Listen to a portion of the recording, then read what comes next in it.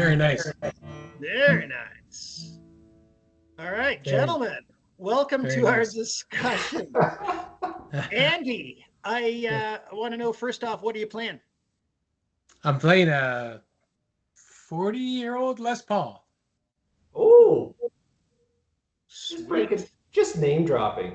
Yeah, Yeah, uh, his good friend Les Paul. yeah, yeah. And Edward, And what are you playing? I've I've got the Martin X acoustic, and actually this one must be, yeah, it's got to be like 10, call it about 10 years old. oh, nice. Yeah, Sweet. because I really I've done music most of my life, and just didn't get around to piano until I was in my 40s. Didn't get around to guitar until I was kind of mid 40s. I'm Sweet. switching it up then. Oh, This is now this we're is this is a this was actually my I feel like dad's. Peter, Paul, and Mary. This was my dad's Martin, and oh wow. it's a 1966, and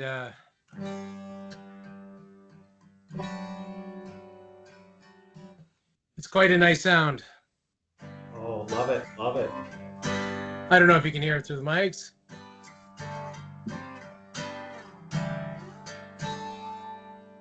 Sounds It's, good. The Yeah. mic's, yeah, the mic's muting it a little bit, but I can hear the tone of it. Oh, Yeah, I did. It does have, gorgeous. like yours. That's been put in Oh, nice. after the fact, and this the whole, you won't be able to see, but the whole headstock and everything has been, it fell off at one time. It's been Oh, my dad. My dad well was loved. he was a principal, but he also would go to bluegrass festivals and sit around a fire with this old thing and just beat the heck out of it. So anyway, it's a cool Love it. thing to inherit from somebody for sure. Yeah. Absolutely, absolutely. So My father, I actually started learning lessons on my father's old guitar, but it was a West German made mail order guitar. yeah. Sweet. So probably like just what he could afford when he was in, high school or whatever. But it was a very forgiving piece to start with, Yeah. and like nice big frets and everything. So it was just great to just start with. Hmm. And I had a background with a type of ukulele. The Okay. J- Yeah. yeah, so not the standard Hawaiian, but the Canadian JCD ukulele. Right Um, on. Okay. yeah, so I played that in high school, and Chalmers Stone. yeah. Yeah. So Nice. sadly, it makes me incapable of playing the Hawaiian one now. I got to Right. relearn. Well, I find it's nice. I have a nylon string too. I find it's awfully nice to play that just to Oh, keep just it easy. Like it's yeah. a flamenco guitar actually, but it's nice on the hands. I bounce around between Yeah, apparently. a Well, few of them. you got the buffet there. You got to take a little bit of each. Yeah, there's one for every mood. So So true. Well, Robert, not to neglect you. What you got there for your instrument? Well, I Your just pulled this one high. up. It's a Yamaha. I actually have from a very good friend of mine a Taylor GS Mini, and then Andy became kind of like my drug pusher, so I ended up getting a Les Paul Junior electric actually. Lovely. not too bad. Not too bad. Yeah, the trick with these things is the audio, but we're working on it. Yeah, it'll come. Gentlemen, Yeah, Yeah, enough guitar, real what? enough, estate. enough That's why guitar. we're here.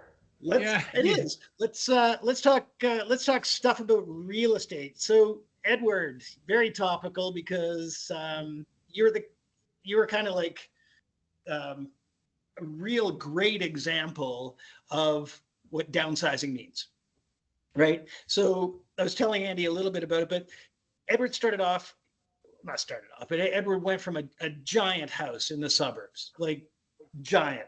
and then walkout basement, massive lot, like all of these things.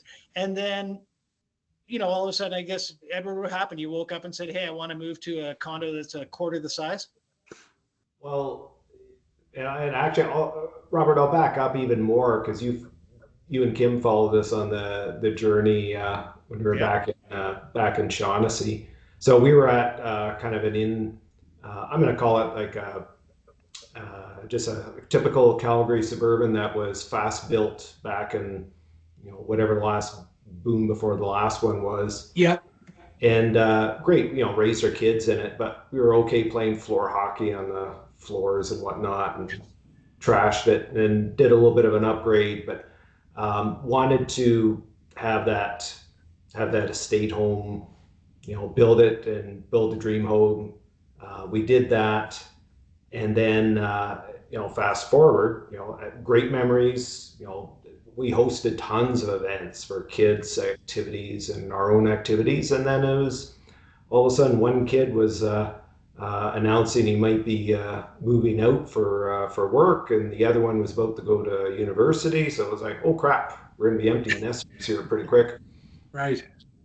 So we ended up making the decision surprisingly quickly, and it was kind of on our mind. We were starting to get tired of doing all the yard work because it was a bit of a large lot, and our It was over a quarter acre, if I recall. yeah. It was a little more than that. Felt more than that anyway. It was a third of an acre, probably, actually. Yeah, it was huge. Mhm. So it was the size where you had a lot of ongoing maintenance, and you were spending more time caring for it than enjoying it. And we were starting to do outdoor activities in the mountains. Then we started to do more traveling, and we're looking around this house going, okay, two of us in this very large house, lots of cleaning and upkeep, and we're just not spending that much time around. So why are we here? And that turned into a pretty quick turnaround then to say, well, let's start looking around at places that would accommodate a different. It was really a different lifestyle, smaller footprint. Yeah. We wanted to be at the time, both of us were still working in or around downtown, so could we get closer to where we were working? And we ended up getting a place that was right in the heart of Beltline. And like 20 years ago, that would have been just no go, no bueno, Right. as they say. Right. Yes. Just not conducive to what we were doing at that time, because we wanted to do different things, and especially with the kids, we were just accessing different services. And here it was just a nice fit.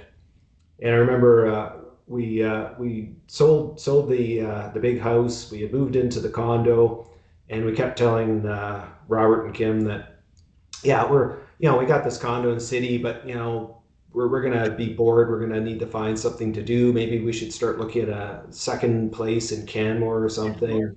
Yeah. And then never returned Robert's call on that. Just No. too busy, too busy. Yeah. Yeah. And you love the condo life. We do. It was pretty sudden that we were having fun, and we were filling up weekends with activities just around the neighborhood. I think one of the biggest changes is you're feeling much more in a community, even though in the greater downtown Beltline, if you're not here, you might have the perception that it's the busy downtown, and it's Right. not a place to want to wander around. And It's if just you're the in opposite. yeah, exactly. Because Yeah. we wander around, and within 2 weeks, some of the certain businesses noted we were frequent customers. So we were, Not Brown Social House. I got the alumni Yeah. Yeah. cocktails and sandwiches. Yeah. So we found though that for doing a lot of the outdoor activities in certain areas in the burbs, if you're not if you don't have that local park, then you're a little bit isolated. You have to drive to get to Yes. something Fish Creek Park or Right. whatever. Here you're wandering down the street and suddenly you're into a river path, and the way the Calgary network is set up, I can gravel bike or we can walk and we can go for hours. Yeah. So Yeah. Well, Right. we found we had it doesn't sound as big, but we were in a larger home in suburbia in Northwest Royal Rocky Ridge, oh yeah, yeah. and then as the kids started getting older, we came downtown thinking we were being selfish, but not downtown. We came into Marta Loop, but we thought, Oh okay, well, yeah. this is going to be different for the kids, but we actually felt that community a little more. And then we just moved 9 blocks north of there, closer to the old Children's Hospital. I still refer to it as in Nob Hill. But Right. those areas have a great sense of community, and it takes nothing away from raising the kids in Rocky Ridge. But there's just way more going on. You don't get in the car. I would leave Rocky Ridge and I'd actually go to Sandy Beach to walk my dog, That's funny. and you're getting in the car anyway. You might as well go the extra distance, right? So in one way, it's nice that it's suburban life is not actually as far away as people think, but you still want to get in your car and come to take your dog somewhere that's nice or go to a coffee shop that's easy. So I like the downtown living, and we've made it a little smaller each year. So yeah, Yeah, it's a perfect way to do it. We did the same thing. So we're all kind of in the same boat. We started out way in the deep south, and then we wound up here in Marta Loop as well. yeah, and So, yeah, but there were some, obviously, Edward, I mean, it's a very positive story, and ours is a very positive story, and Andy's is a very positive story. Was there anything, even just kind of going through that process, was there anything you remember being more difficult, or were there adjustments that you had to make that you weren't really certain of? I think there was a heartfelt moment when we realized we couldn't actually store and keep 8 friggin' Christmas trees. yeah, Oh, what a sadness. I speak about the demise of the extra Christmas trees lovingly. Uh, the seriousness is that when you're going from, say, a 4,100 square foot house down to 1,100 square foot condo, Yeah. you have to make some decisions on what you really want with you. The easy part of that is, okay, I don't need lawn equipment. I'm not cutting grass if I'm in a flat, and I'm not shoveling snow. Yeah. Um, but then there's also decisions then on, well, we have all this hobby equipment, hobby gear, and you know, Pat had her hobbies, I had mine. We had a lot of equipment, gear, clothes, you name it. So we had to make some decisions on what we were cleansing ourselves of and what we had to keep. So for that certain amount we can store here, we ended up choosing to get an external storage unit. Oh, yeah. And that was a way that we could store certain things for ourselves, but also keep some of the stuff for the boys until they had, well, the young gentlemen, until they had their own place that they could take on some of their stuff. So do you So still have that storage unit? yeah, yeah. Oh, okay. But at the same time, we're making efforts to dwindle that down and um, bit by bit. But it's a bit of a juggle when you're looking at your closet, going, "Hey, I'd like to buy a few more fancy shirts," and it's like I don't have room. right. What do Right. I do? Uh, it's worked out overall though because just in life transition, I don't have to wear a suit every day, so I didn't need to have the same level of wardrobe. And some of the older clothes, okay, we can replace that out. It's actually kind of exciting where you discover, oh, I've got a couple of shirts that are getting a bit worn. Oh, that means I might be able to buy a new one. Yeah, yeah, yeah, So you have to manage within that and be smarter about your storage and I think just more discipline on what you have around. We've actually embraced that. My wife is a whiz on storage options and versatility. So she's come up with all sorts of ingenious ideas. When we moved in, we had earmarked a couple of rooms for renos. We ended up doing a reno just in the last year or so on the kitchen. Redid the island specifically to give ourselves more working space, more eating space, and then more storage space. So yeah, you just adjust. So if you took a step back to when Edward and Pat were in the giant house, would you have changed anything? I mean, is it just like you look back and you kind of think, hey, this is perfect? The uh, I would look at parts of our life as fit for purpose. So when we were in the older home that just wasn't done up as nicely, that was perfect for young kids because we basically tore it Exactly. apart. And then as the kids were getting older, then we did some renos. When we moved into the very large house, that was that was fun time. That was, you know what, we don't need a house. As my older son kept saying, you know, we don't need this house. And it's, well, you're right. What we need is a lean-to with a wood stove, and what we want is an estate home with central air. So it is a luxury. You know, count blessings every day on where we are, but that was a part where we just wanted to enjoy some things, and um, it was a fun time living in the larger house, but we were also involved heavily with some community activities, Yeah, and that was that was a heck of fun because we could actually host along with Right. our own boys. We were bringing in, you know, 20 other odd people and could accommodate you know, activity rooms and work rooms, and Right. you know, we had the scouts in for one night, and I think we had over a dozen of them in the kitchen, and we were all learning how to make a stew from a sous chef. So right. you do things like that, and it's just hilarious. It's just great memories. You downsize, and you're just doing things differently. So Yeah. when you made that mental plan to downsize, you had that house, and everyone's financial situations are different. We all understand some people have mortgages, some people don't. I mean, when you made that decision to downsize, was it and we don't have to get into specifics, but were you kind of looking at the case of, look, we should probably sell first conservatively, and then we can look at doing something else, or was it just a matter of you said, hey, because I don't remember the exact circumstance surrounding that, but was that a conscious decision just to say, hey, let's sell the house first, be very conservative, or was it just a matter of let's find something and we'll worry about selling after?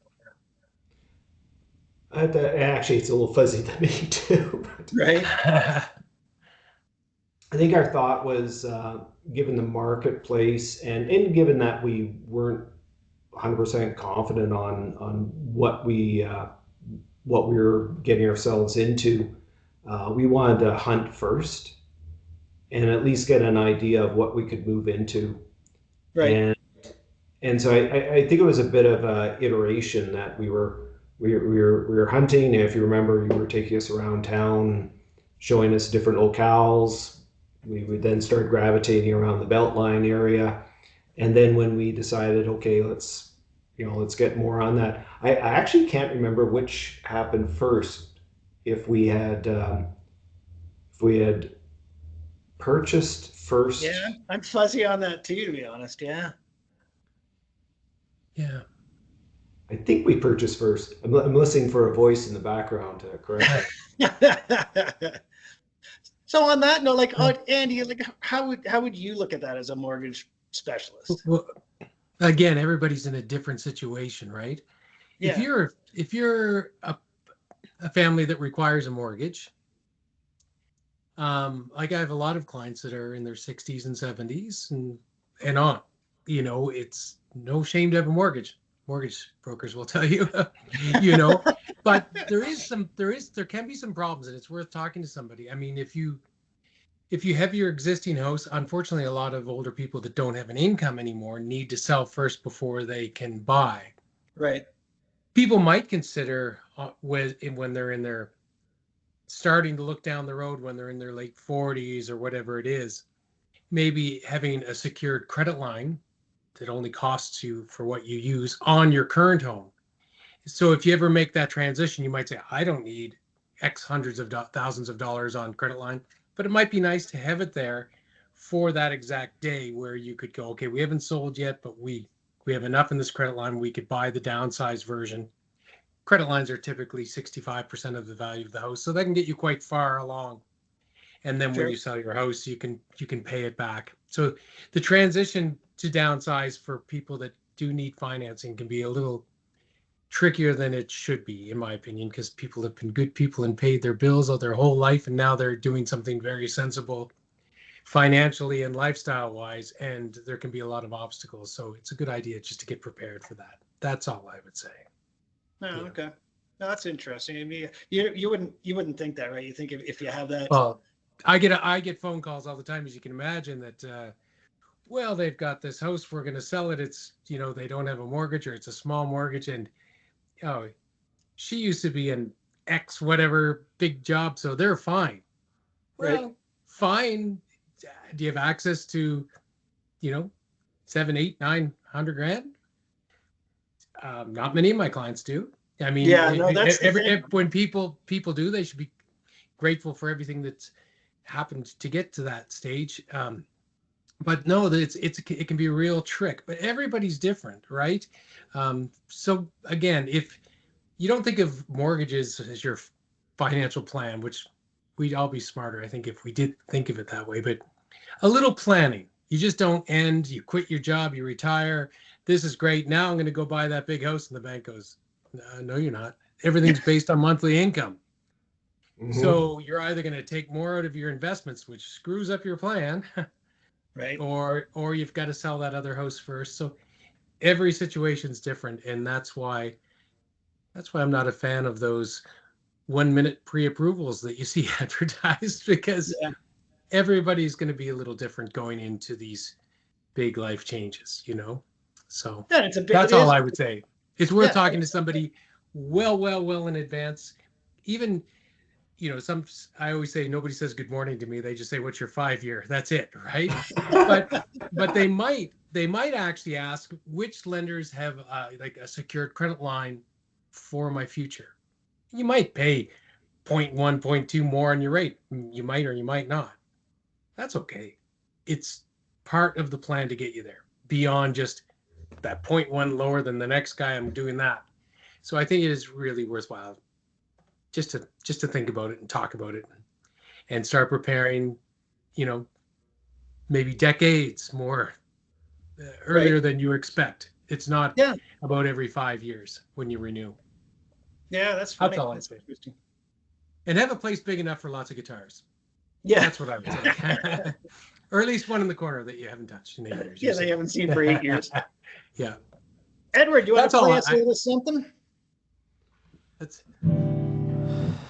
Oh, that's it. That's all I got. pressure's on. It's good enough. Yeah. So it was. Edward, who's your favorite artist? What are you going to play? I don't. I don't have a favorite artist, but I will say another joy of working downtown is you keep bumping into people that you worked with or knew from another shop, and I bumped into a lady that I knew from like 6 companies ago, and here chit chatting, had a coffee, caught up.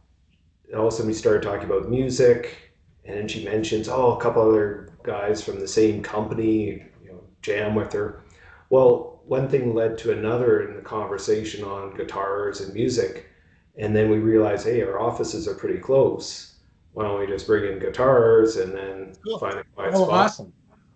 Yeah, so we're life gets busy, so it's not a regular jam, but that was so helpful. But did get her. She's got an amazing voice, and so I was trying to orchestrate it where some of the time I could just sit back and do the accompaniment while she was doing her thing of the singing, uh, which actually works out well because I haven't mastered the singing and playing at the same time. Right. I, Yeah. I consider that a high skill point for ye folk. Yeah. Yeah. No, I always respect that.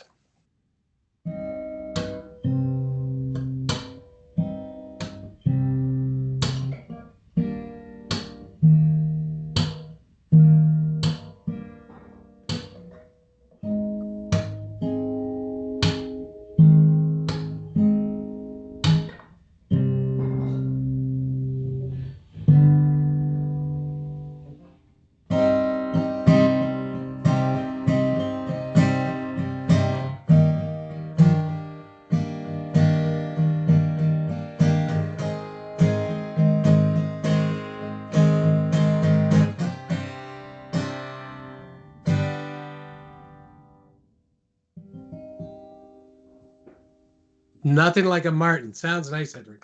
That's, that's a That nice. was I'm hoping it awesome. comes through on the mic okay with there. But yeah, a little Gnarls Barkley for you. Yeah, Love, sounds great. love it. Andy, what do you got for us as a see you Oh, later gift? well, I'm just on this old guitar. I've actually I I just got to a point the other week when I realized I'm bouncing all over the place trying to learn things. I've been playing for 100 years, and I just thought I'm going to learn a bunch of songs. So I'm going to take on every few weeks change the artist, but try to learn as much as I can. And I've never been a giant Led Zeppelin fan, but I always liked the acoustic stuff. So that's what I've been. The other day I started on the Rain song, which I don't know if you can hear it very well, but it's got a funny tuning, and that was tricky to learn.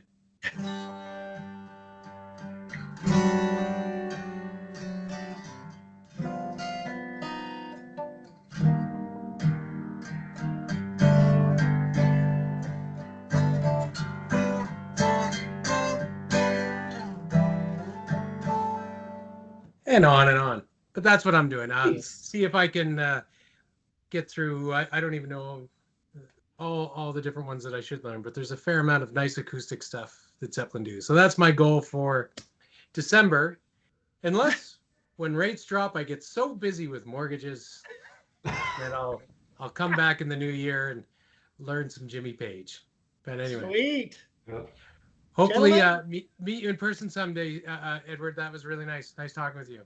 Yeah. Oh, Thanks, guys. I feel like we need to do a repeat of this in person. Bring some guitars. Perhaps Robert can host, and well, He we sure can. can. I'll provide the wine. I was Yep. gonna. Well, okay, you took the words right out of my mouth. We'll bring guitars. You bring wine. I'll bring wine. I'll bring both and a lot of them. Both. All Nice. right. Gentlemen, I appreciate your time. Thank you very kindly. Have a great evening and thanks for all the insights.